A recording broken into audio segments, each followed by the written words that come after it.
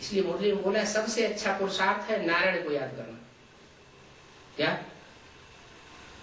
अब नारायण को तभी याद करेंगे जब पहचानेंगे कि नारायण बनने वाला कौन है और सतयुग का कौन सा नारायण है, किसको याद करना है। अव्वल नंबर को याद करना है, द्वितीय नंबर को याद करना है, 8वें नारायण को याद करना है। याद किसको करना है? जो नर से डायरेक्ट नारायण बनता है।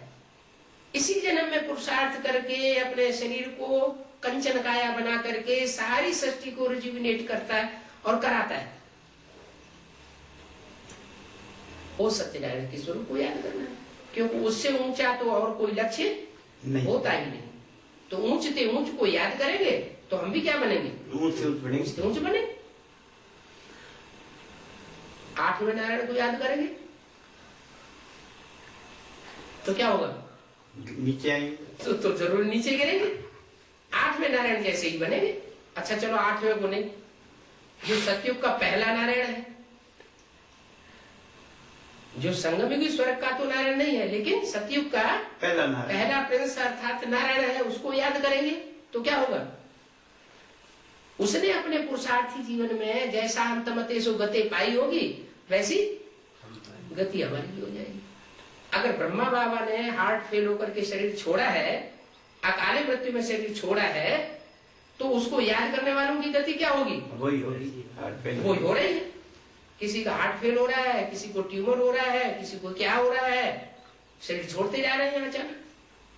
तो बाप कहते हैं तुम्हें तो इसी जीवन में सिद्धि को प्राप्त करना है। बाप तो ऐसी पढ़ाई पढ़ाते हैं जिस पढ़ाई से तुम्हारा यह जीवन भी सुहाना बने, लौकिक जीवन भी सुहाना बने, और जो पारलोक आने वाला है परलोक का जीवन वो भी सुहाना बने।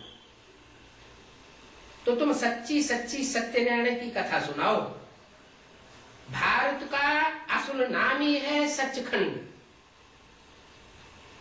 क्या? और बाकी सब जो खंड है वो सब विनाशी खंड है, क्योंकि झूठ खंड है। जो सत्य साईं बाबा आकर के सुनाता है, क्या सत्य साईं बाबा कौन है? असली शिव बाबा। हाँ, शिव बाबा जो आकर के बात सुनाते हैं, उस बात की स्थापना करने वाला सिर्फ भारत खंड ही है, और उसके अलावा दूसरी बातें मिक्स करके जो सुनाते हैं वो दूसरे धर्मखंड है। जैसे बौद्ध धर्मखंड, इस्लामी धर्मखंड। बौद्ध धर्मखंड कौन सा है? चीन, जापान, मलेशिया वगैरह वगैरह, ये सारे बौद्ध धर्मखंड है जहाँ बौद्ध धर्म फैला है, तिब्बत वगैरह। इस्लामी धर्मखंड पाकिस्तान, अफगानिस्तान, ये जितने भी हैं मुसलमान और इस्लामियों से संबंधित धर्मखंड, ये सारे ही विनाशी धर्मखंड हैं। आज से 2500 साल पहले ये धर्मखंड थे ही नहीं पृथ्वी पर, सब समुद्र के गर्त में समाये हुए थे। क्या? ज्ञान सागर के जल में ये सारे ही डूब गए थे। अभी फिर डूबने वाले हैं, क्योंकि झूठे हैं इसलिए इनका नाश हो जाएगा। और जो सच्चे है सत्यनारायण, उसका खंड रह जाएगा, वो है भारत खंड। भारत में भगवान आते हैं। भारत जड़ जमीन को नहीं कहा जाता है, भारत चैतन्य का भी नाम है। भारत में माता भी है तो पिता भी है। भारत माता कहा जाता है क्योंकि माता को आगे रखा गया है। क्यों आगे रखा गया है? भारत माताओं के द्वारा स्वर्ग की स्थापना होती है। भारत खंड में भारत का जो पिता का रूप है उसके द्वारा स्वर्ग की गेट नहीं खुलते। किसके द्वारा खुलते हैं? भारत माताओं के द्वारा स्वर्ग के गेट खुलते हैं, इसलिए भारत माता कहा जाता है। बाकी इसका मतलब ये नहीं है कि वो भारत माता कोई विधवा है, उसके पीछे पीछे कोई पिता नहीं है। पिता है, लेकिन जानबूझ करके माताओं को जो दुनिया की नजरों में गिराई गई है, उन माताओं को आगे बढ़ाया गया। भारत का असल नाम ही है सचखंड। अभी तो ये झूठ खंड बन गया है, ये तुम जानते हो। भारत में जब हमारा आदि सनातन देवी देवता धर्म था, लक्ष्मी नारायण का राज्य था, तो और कोई धर्म नहीं थे। अगर दूसरे धर्म होते दो यार होता है। तो फिर वहां भी द्वैतवाद हो जाता। हाँ। वहां द्वैतवाद नहीं होता, वहां एक राजा होता है, एक धर्म होता है, दुनिया में एक ही राज्य होता है, एक मत होती है, एक ही कुल होता है, एक ही वंशावली होती है। सतयुग होगा तो सूर्यवंशी ही होंगे, त्रेता होगा तो चंद्रवंशी होंगे। ऐसे नहीं कि दो वंश वहां इकट्ठे चलते रहे या दो दो राजाइयां चलती रहे, दो दो राज्य होते रहे, नहीं। देवी देवता का धर्म श्रेष्ठ धर्म था, क्योंकि बाप का स्थापन किया हुआ है ना। बाप है श्रेष्ठ ते श्रेष्ठ, उसके लिए टाइटल में लगाया जाता है श्री श्री 108 है। कौन टाइटल लगाते हैं? जो देहधारी धर्म गुरु है वो बाप का टाइटल लेकर के बैठ जाते हैं, श्री श्री 108 स्वामी सच्चिदानंद जी महाराज। तो वास्तव में वो तो झूठा टाइटल लहराते हैं, क्योंकि झूठ खंड के हैं। बाप कहते हैं कि टाइटल तो मेरा है, मैं 108 श्रेष्ठ आत्माओं का निर्वाचन करता हूं इस दुनिया से। जो 108 श्रेष्ठ आत्माएं हर धर्म में स्मरण की जाती है। कोई धर्म ऐसा है जिसमें माला न घुमाई जाती हो? हिंदू भी माला घुमाते हैं, मुसलमान भी माला घुमाते हैं, क्रिश्चियन भी माला घुमाते हैं, बौद्ध भी माला घुमाते हैं। क्यों? वो माला के मणके उन श्रेष्ठ आत्माओं की यादगार है, जिन श्रेष्ठ आत्माओं ने परमात्मा का सहयोग दे करके नई सृष्टि की स्थापना में सबसे जास्ती सहयोग दिया था। तन मन धन धाम स्वर्ग परिवार सब स्वाहा दिया था।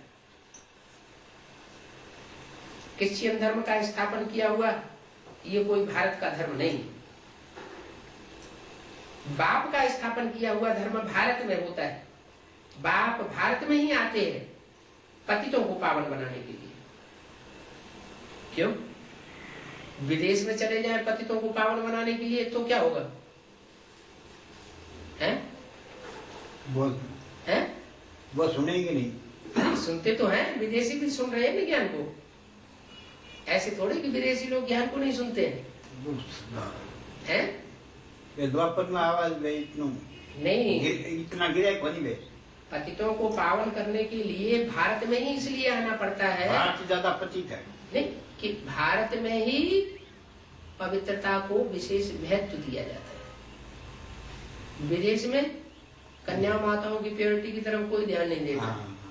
छोटी छोटी बच्चियां 14-15 साल की इधर सड़कों में घूमती रहती हैं, दुनिया में घूमती रहती हुई देखी जा सकती है। उनके ऊपर कोई ध्यान ही नहीं देता कि इनकी प्योरिटी बर्बाद, पवित्रता की पावर जो है नष्ट हो जाएगी। और भारत में तो देखो कन्याओं के ऊपर कितना ध्यान दिया जाता है। जहाँ जहाँ कन्या जाएगी माता पीछे पीछे जाएगी, कहीं किसी की इसके ऊपर बुरी नजर न पड़ जाए। तो भारत में पवित्रता के लिए विशेष मान है। सन्यासी भी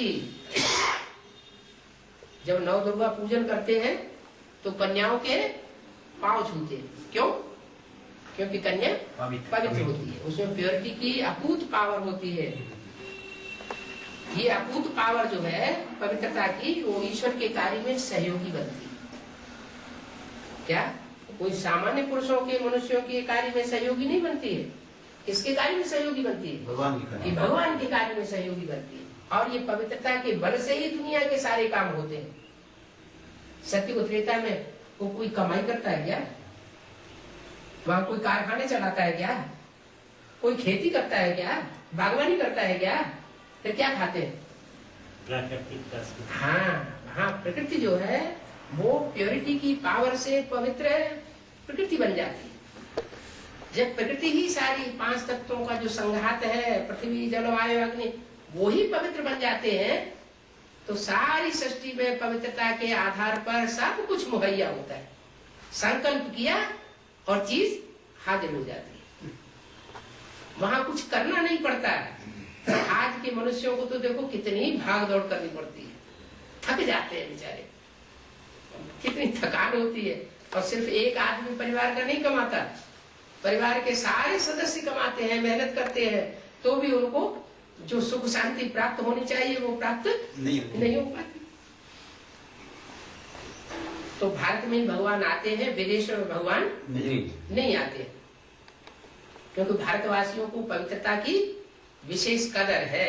भले बहुत पतित बन गए हैं, कुसंग में आने के कारण पतित तो बन गए हैं, लेकिन ऐसा नहीं कि उनकी बुद्धि में पवित्रता के प्रति मोह नहीं है। मोह है और प्यार भी है, लेकिन मजबूर हो जाते हैं संग के रंग से, कुसंग से वो अपने को पावन बना नहीं सकते, क्योंकि गुरुओं की उल्टी मत मिलती है। अब बाप आकर के बताते हैं, बच्चे मुझ एक में मन लगाओ और सबसे बुद्धि योग सिर्फ एक जन्म के लिए तोड़ दो। अनेक जन्मों के लिए नहीं कहता हूँ, हर युग में मैं आता ही नहीं हूँ। 24-24 अवतार लेने की मेरे को दरकार ही नहीं है। जब ये सृष्टि पूरी पतित बन जाती है कलयुग के अंत में, तब इसको आकर के पतित से पावन बनाता हूँ।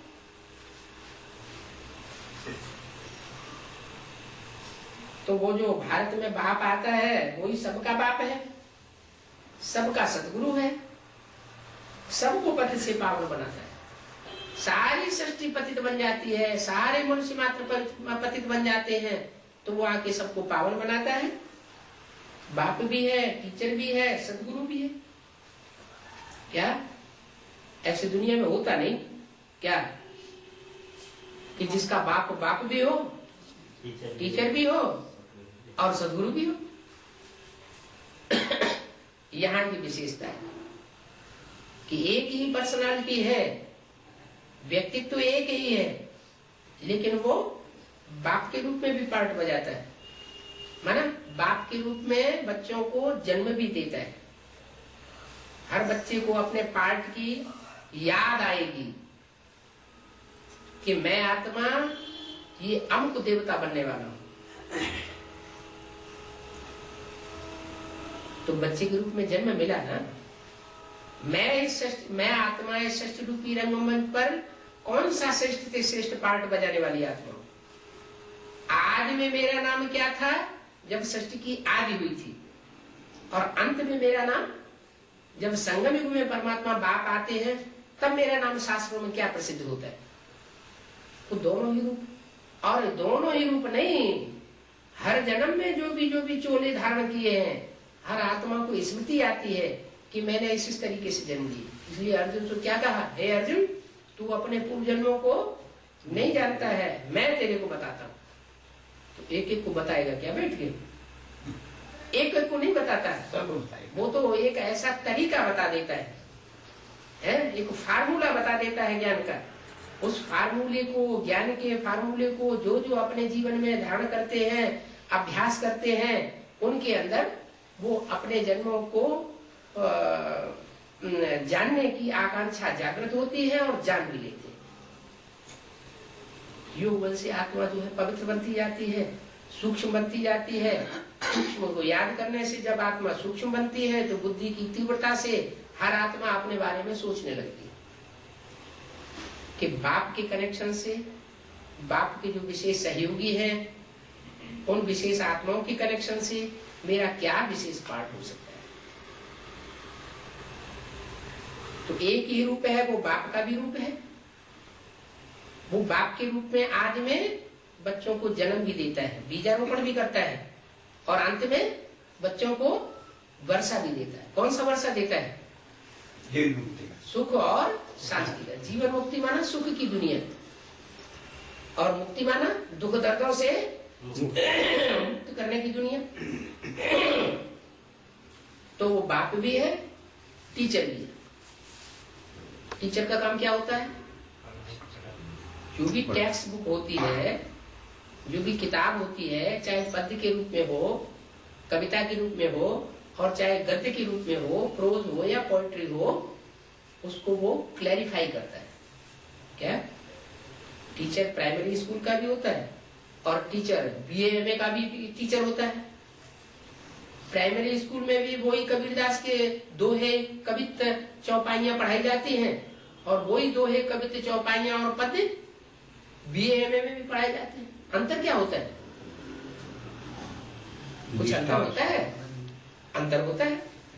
प्राइमरी स्कूल में उनको सिर्फ रटाया जाता है, उनका वही अर्थ बच्चों की समझ में नहीं आता है, क्योंकि वो बच्चा बुद्धि है। क्या कुमार का दादी में ये सिफ्त थी।